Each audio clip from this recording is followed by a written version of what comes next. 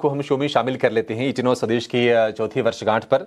और इस खास मौके पर आज सिंगापुर से हमारे साथ जुड़ गए हैं बाजार के दिग्गज हेलिस कैपिटल के फाउंडर समीर अरोड़ा।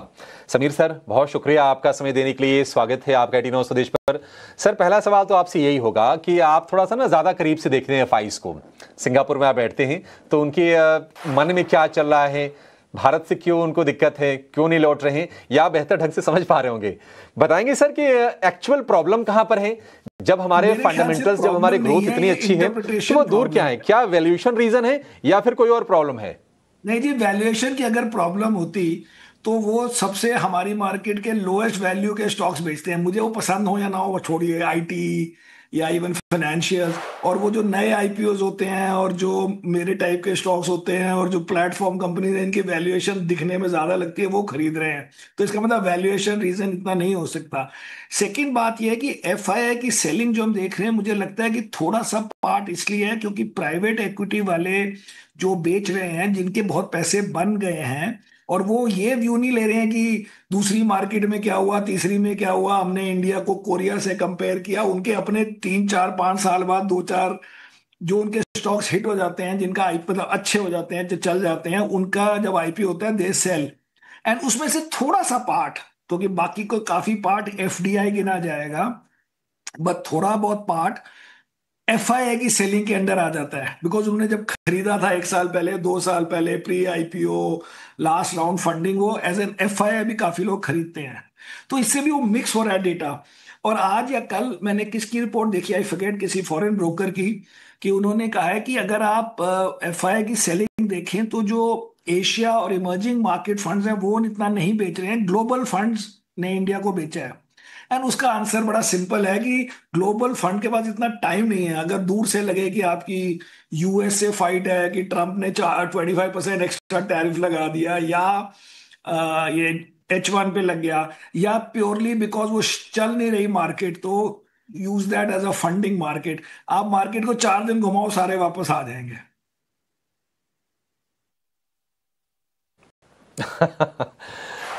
ठीक है सर, उम्मीद करेंगे कि आ जाएं ये। एक और चीज़ है सर, हम तो कहते हैं कि मार्केट जो है डिस्काउंटिंग मशीन है, तमाम अच्छी चीज़ों को भी भाव में शामिल कर ही लेता है। अब ये जीएसटी को लेकर काफ़ी शोर शराबा हुआ, काफ़ी हो हल्ला मचा, लेकिन अगर हम निफ्टी के लेवल को देखेंगे तो 24,630 और अब 24,830, 200 पॉइंट रफली ऊपर दिखाई दे रहा है। तो आपको लगता है सर कि पूरी तरह से जीएसटी का इम्पैक्ट प्राइस इन हो चुका है, या फिर अभी कुछ ऐसे पॉकेट्स हैं जहां पर आगे हम तेजी देखेंगे? क्योंकि हम देख रहे हैं कि एफएमसीजी, कंजम्पशन, ऑटो में ऊपरी स्तरों से रिवर्सल आने की शुरुआत तो हो गई है। पहली बात है कि जीएसटी कट बहुत बढ़िया चीज है, बिकॉज मेरा सिंपल रूल है कि कोई भी टैक्स कट बहुत अच्छी चीज है। कोई भी चीज जिसमें पब्लिक के पास पैसे ज्यादा हो पहले से, वो बेटर चीज है। फिर अब वो उस पैसे का करेंगे क्या, वो हमारी बेटिंग होती है, मीन मार्केट वालों की। तो उसमें क्या है कि अदर देन ऑटो सेक्टर, जिसमें बड़ा विजिबल पॉजिटिव इम्पैक्ट है, जिसमें कंपनियों ने डिस्काउंट भी दिए हैं, जो पहले भी दिए थे, कोई ज्यादा उन्होंने फजिंग नहीं करी है। बाकी सेक्टर्स में मुझे नहीं लगता कि आप कहेंगे कि इसलिए लोग ज्यादा टूथपेस्ट खरीदेंगे या सोप 3 बार नहाएंगे बिकॉज जीएसटी कट हो गया। तो वो पैसे बचने की बात है, और वो पैसे भी शायद ना बचें, बिकॉज हो सकता है कि ये सब कंपनियां आपको ज्यादा बिस्किट, ज्यादा ग्राम में ज्यादा वो दे दें, जिससे कि आपका थोड़ा यूज एक्स्ट्रा हो जाएगा। तो उसको मैं 1 to 1 कभी भी गिनने को तैयार नहीं था कि बिकॉज जीएसटी कट हो गया है तो वो बहुत ज्यादा वही एटलीस्ट कंज्यूमर स्टेपल में चीज खरीदी जाएगी। और अगर आप कंज्यूमर ड्यूरेबल में देखें, उसमें कंपटीशन बहुत ज्यादा हाई है। जैसे एसी फ्रिज में खाली चार, हमें 2 इंडियन लिस्टेड कंपनी नजर आती हैं जितनी भी, लेकिन उसमें कोरियंस और वो जापानीज और चाइनीज और गॉड नोज व्हाट, और एवरी रिटेलर सब वही चीजें अपने आप करना चाहते हैं। तो इसको खाली इस नजर से देखें कि फायदा ये हुआ है कि कई रिफॉर्म, जिसमें रिफॉर्म कह लें या टैक्स कट कह लें, कुछ भी कह लें, एंड वो सारे मिलकर ये चीजें अगर हमें मिल गई, जो मिल रही हैं आजकल थोड़ी थोड़ी, वो परमानेंट आपका गेन हो गया। और अगर एफआई की सेलिंग या यूएस के टैरिफ का जो इशू है वो अगर टेम्पररी हुआ, तो 3 4 महीने बाद वो टेम्पररी इश्यूज तो चले गए, और ये चीजें जो हमें मिलने में 2 साल निकल जाते हैं या बिल्कुल ही नहीं देती सरकार, वो सब आपको इसी दौरान मिल गई है या मिल जाएगी। समीर सर, आप तो एक बार अपना जरा व्यक्तिगत बताइए कि बाजार में आपको ठीक क्या लग रहा है, क्योंकि हम ऐसा तो नहीं कि पूरा का पूरा बाजार या खराब हो जाए या फिर अच्छा होगा। सर्टन पॉकेट्स हमेशा कुछ अच्छे रहते हैं।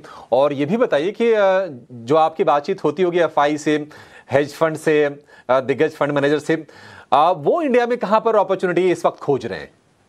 तो बिफोर दैट, इस समय अगर मैं देखूं कि क्यों मार्केट हमारी ज्यादा आइडेंटिफाई हो गई एज बीइंग खराब, तो वो इसीलिए मुझे लगता है कि यूएस का जो two negatives back to back हुए, एक तो जो 25% एक्स्ट्रा टैरिफ लगा, वो ऑब्वियसली नेगेटिव है। आप कोई बोल सकते हैं, हम भी बोलते हैं कि उसका लिस्टेड कंपनियों पे इतना फर्क नहीं है, उसका एम्प्लॉयमेंट में फर्क है, लेकिन बिकॉज वो छोटे बिजनेस हैं in terms of jewellery and carpet and shrimp export and may be even textile, उसमें बड़े लोगों की जॉब्स कनेक्टेड है, but in terms of GDP impact बड़ा कम है, बट स्टिल टॉप डाउन में वो बुरा लगता है।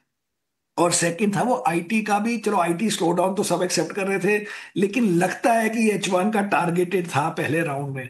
तो हमें पहले ये, हमारी सबकी बेट, ये तो मार्केट वालों की भी है, कि जो 25% एक्स्ट्रा टैरिफ है वो plus minus a few months हट जाएगा। और उसके अगर आप न्यू पॉजिटिव्स देखें, मतलब न्यू एविडेंस देखें, मुझे लगता है कि वो उस तरफ जा रहा है। फॉर एग्जाम्पल, एक दो दिन पहले आया कि गवर्नमेंट यूएस से कॉर्न खरीदने को तैयार है। अभी तक क्या हो रहा था कि कॉर्न और सोयाबीन में चाइनीज ने बहुत प्रेशर डाल दिया है यूएस फार्मर पे। और आप देखते हैं रोज प्रेसिडेंट ट्रम्प ट्वीट करते हैं कि वो सोयाबीन की बात करेंगे चाइना से। उन्होंने ब्राजील ब्राजील पता नहीं कहाँ कहाँ सी चीजें खरीद ली हैं। So the fact that India is saying हम खरीद लेंगे मीन हम दोस्ती कर रहे हैं। सेकंड, मुझे लगता है कि रशियन ऑयल की भी वो कम हो गई है इन द पाई।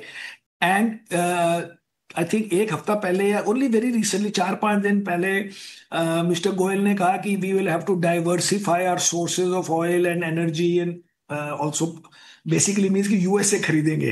तो ये सब थोड़े थोड़े मुझे लग रहा है कि हम भी कहने को तैयार है कि ओके चलो आगे चलिए अब बात में। तो अगर ये हो गया तो that will be a big positive.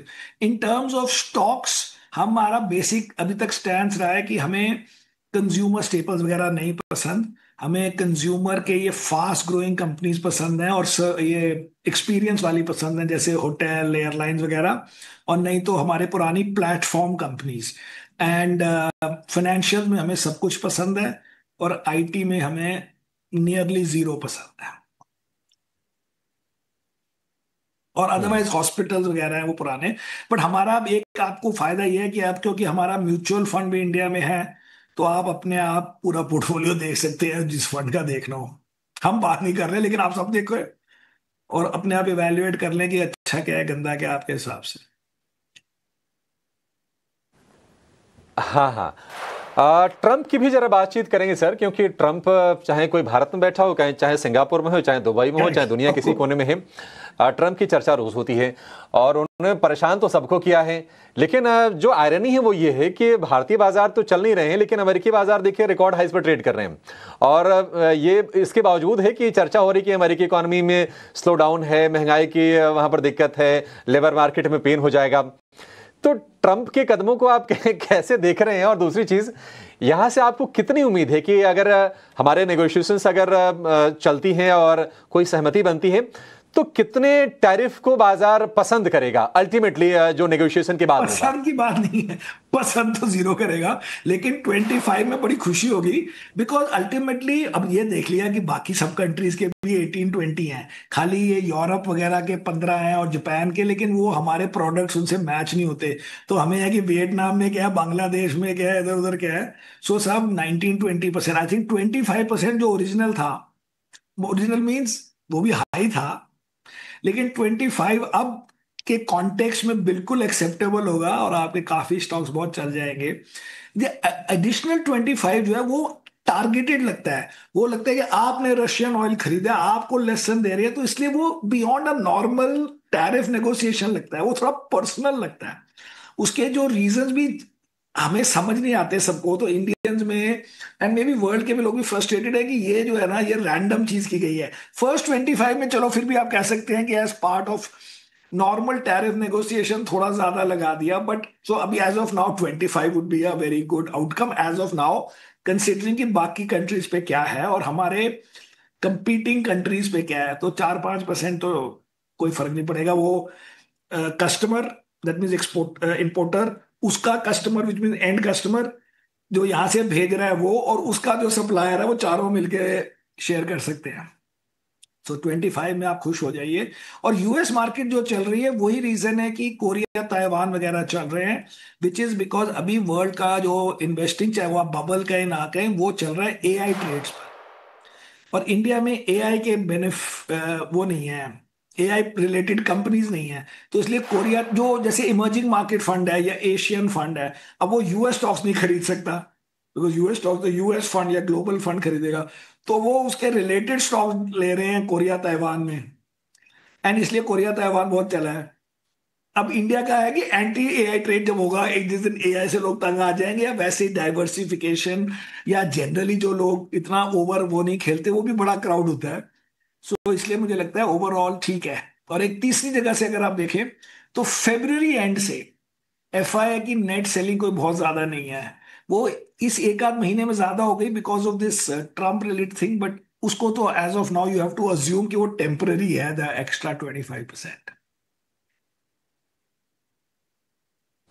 ठीक है, 25% वो टेम्पररी जरूर है सर, लेकिन अगर आप कह रहे हैं कि 25% ठीक है, फिर तो ट्रम्प की वाली ही बात हो गई कि ट्रम्प जो करना चाहते थे वो हो गया अल्टीमेटली। वो तो हो रहा है, और ये उसमें कुछ एक नहीं कर टफ सकते आप। नेगोशिएटर हैं ही, और इस चीज के लिए हाँ, मैं जरूर उनका मुरीद हूं। नो नो, हाँ एक्चुअली सर। मैं उनको बड़ा पसंद करता था जब तक उन्होंने इंडिया को टारगेट नहीं किया अलग से। इंडिया को अलग टारगेट करने से जरा मूड खराब हो गया, वरना what he was doing is right. 10-15% हाँ। टैरिफ होना चाहिए यूएस के लिए, बिकॉज इतना भी आप कार्व आउट नहीं कर सकते यूएस को। तो सारे वर्ल्ड को एक्सेप्ट ही करना था। 10 कह रहे, अब सोच रहे थे, फिर 15 हो गया। अब इस समय वो नहीं सोच रहे, अब सोच रहे हैं कि चलो बचे कैसे ये एक्स्ट्रा 25 से अभी के लिए। So that way you are right, he has his, I think वो पहला पार्ट लॉजिकल था, लेकिन वो फिर ओवर डू हो गया। हाँ नहीं, अब तो वही है कि 25% हट जाए, उसी पर हम खुश हो जाएंगे। हम तो खुश हो एक जाएंगे, और हम तो छोटी एरिया है छोटी चीजों सर, से खुश हो कमोडिटीज जाते हैं। का। अब चूंकि विंटर सीजन, हाँ, एक और एरिया पर आपसे सर व्यू जानना चाहेंगे कमोडिटीज को लेकर। थोड़े सिक्लिकल इन नेचर होते हैं, विंटर सीजन की शुरुआत हो रही है, और हम देख रहे हैं कि थोड़ा मेटल में थोड़ी बाइंग हो रही है, ऑयल एंड गैस भी हल्की फुल्की सी बाइंग हो रही है। ये स्पेस आप इन्वेस्टमेंट के लिए आप सही मानते हैं सर, या फिर आपको लगता है कि नहीं, हमारा हमारा काम, इसमें जैसी अपॉर्चुनिटी जब मिले आप पैसे बना के निकलते जाइए? नहीं नहीं, हम पैसे ना बनाते हैं, ना हम कोशिश करते हैं बनाने की, ना हमारे बनते हैं। हम नहीं करते कमोडिटी सेक्टर, हम खाली ये एचपीसीएल टाइप हमारे पास है, because that is not commodity, वो तो रिफाइनर है, तो उसको तो अगर कमोडिटी कम होगी फायदा ज्यादा होता है। नहीं, हम कमोडिटी वाले ग्रुप में नहीं है, हमें ना समझ आती है, ना किसी के पैसे बने हैं हमारे, क्या बड़ा मुश्किल काम है। और साथ में मुझे साइकोलॉजिकली या फिलोसॉफिकली, अगर कोई प्रोटेक्टेड सेक्टर है जिसमें हम कहें कि हमने ड्यूटी लगा के पैसे बनाए, उन कंपनियों का क्या मल्टीपल होना चाहिए, क्या डील में को, वो हमारे बस के बाहर है ऐसी चीजें। तो मैं बुलिश बेरिश एक की आखिरी बात नहीं है, सवाल हमारी समीर सर, समझ के हमेशा आपसे बाहर हम है। पूछते हैं। ये मैं बता दूं कि मैं बुलिश बेरिश नहीं हूं, मैं मेरे समझ के बाहर है। सर, आपकी ऑनेस्टी को हम सलाम करते हैं कि आप हमारे मन से स्वीकार कर रहे हैं कि आपको समझ में नहीं आता ये। हमारे बस के, हाँ जी। एक और चीज सर बताते जाइए कि ये आपके इंडियन मार्केट्स में लॉन्ग शॉर्ट आपके और आपके पोर्टफोलियो में ये रेशियो फिलहाल क्या है? तो ये रेशियो मेरा बड़ा हाई है। मेरा नॉर्मल रेशियो होता है अराउंड 63%। मतलब होता नहीं है फॉर द लास्ट 20 ईयर्स, अब तो मेरे 20 ईयर्स कंप्लीट हो गए, एंड करेंटली वो 70% के ऊपर है। बिकॉज मैं बड़े महीनों से, जो कि चल नहीं रहा, बट बड़े महीनों से ये खेल रहा हूँ कि एफआई की बाइंग आएगी, या एटलीस्ट सेलिंग इतनी नहीं होगी, एंड देयरफॉर डोमेस्टिक फ्लो से वो ठीक हो जाएगा। और अगर ये हुआ कि एफआई की बाइंग आई थोड़ी सी, या एटलीस्ट सेलिंग बंद हो गई, क्योंकि इंडियन डीआईएस की तरफ से तो आ ही रहा है, सो सबसे बेस्ट सेक्टर वही होगा जो फॉरेनर्स को पसंद है। और फॉरेनर्स को नंबर वन सेक्टर जो पसंद है वो है, बाई चांस मुझे भी वही पसंद है, which is financial sector. And अब आप देख रहे हैं कि Reserve Bank of India, SEBI, सारा as a general system, they are trying to support lending, trying to support reforms, growth, और वो फाइनेंशियल सेक्टर से ही ट्रिगर होगी। सो मेरा net is high, higher than normal, much higher than normal.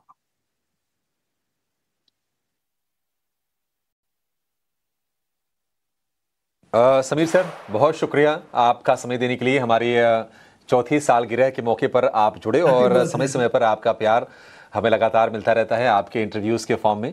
Thank you so much sir, आज फिर से हमें समय देने के लिए और हमारे दर्शकों का मार्गदर्शन करने के लिए। चलिए आगे बढ़ते हैं और